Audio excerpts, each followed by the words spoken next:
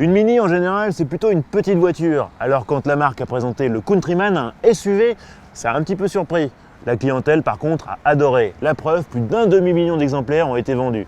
Du coup voici le Countryman de seconde génération, mais attention celui-là il a pris du galon, il a gagné 19 cm en longueur, si bien qu'avec 4,30 m maintenant c'est plus tellement un SUV urbain, c'est plutôt un modèle compact qui s'attaque frontalement à l'Audi Q2. Mais si l'Audi Q2 mise sur un look plus sportif qu'aventurier, la Mini Countryman a au contraire accentué son allure de baroudeuse. Elle musclée, appendice esthétique typé 4x4, bouclier imposant, elle joue les aventurières. Mais elle reste avant tout une Mini, avec ses poignées de porte chromées et son toit de couleur contrasté.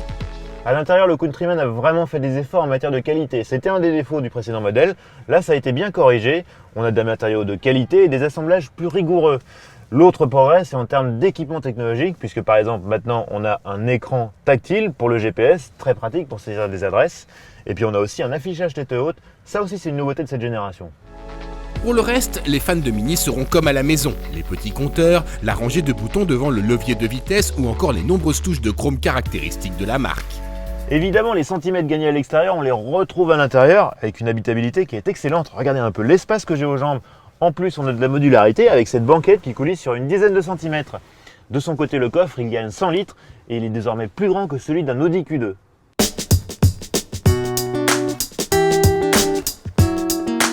En attendant la commercialisation en mars 2017 de la version John Cooper Works, forte de 231 chevaux, la plus puissante des Mini Countryman est cette Cooper S. Elle reçoit un 2 litres turbo de 192 chevaux et se décline en 2 ou 4 roues motrices. En dépit d'un étagement de boîte long, elle revendique de bonnes performances avec un 0 à 100 km/h effectué en 7 secondes 5.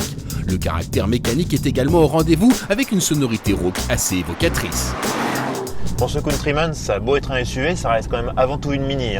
Avec une direction très directe, un train avant plutôt incisif, et puis ce volant à jante épaisse qu'on a bien en main. Ça reste aussi une Mini malheureusement pour les suspensions. Même avec l'amortissement piloté, ça trépide beaucoup sur les pavés et en ville. Sur ce point, si le conducteur fera contre mauvaise fortune bon cœur, les passagers se lasseront vite, d'autant que cette fermeté persiste à haute vitesse. Ajoutez-y des bruits de roulement marqués et vous comprendrez que cette Mini Countryman n'est pas aussi polyvalente qu'elle en a l'air. Et c'est bien dommage car elle n'est pas spécialement donnée. Certes, le tarif de 31 500 € n'apparaît pas démesuré, mais il conviendra d'y ajouter bon nombre d'options afin de soigner look et équipement. Si bien que notre modèle d'essai s'affichait à près de 45 000 €. Un gros chèque pour un engin certes sympathique, mais à la polyvalence somme toute réduite.